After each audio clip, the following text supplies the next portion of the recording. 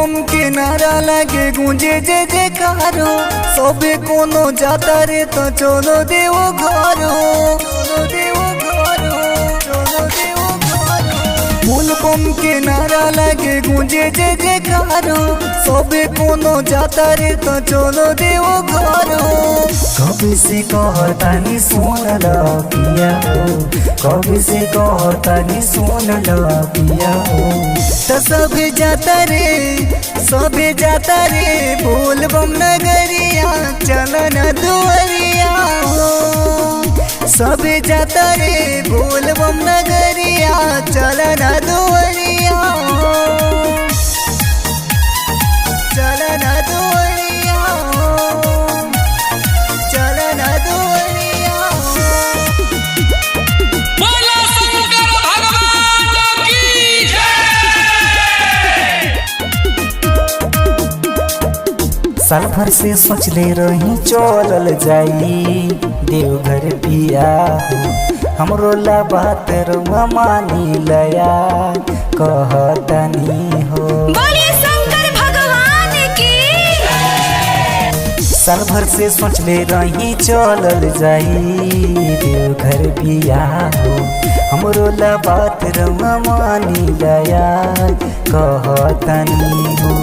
कबे से कहतानी बात हमर माने, हमरा के जाए के बकान खोल के सोने, हमरा के जाए के बकान खोल के सोने।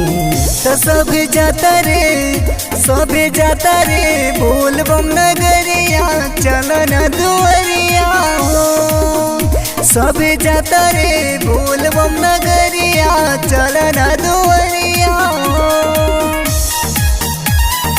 चलन दुआरिया हो, चलन दुआरिया हो। बोलो शंकर भगवान की जय।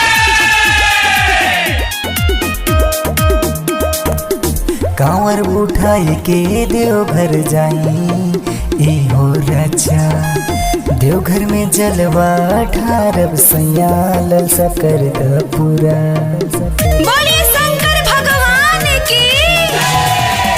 कांवर उठाए के देवघर जाई ए हो राजा, देवघर में जलवा ठारब सयाल सकर द पूरा।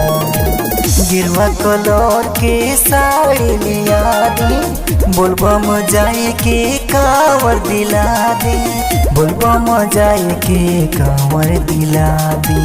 तो सभी जाता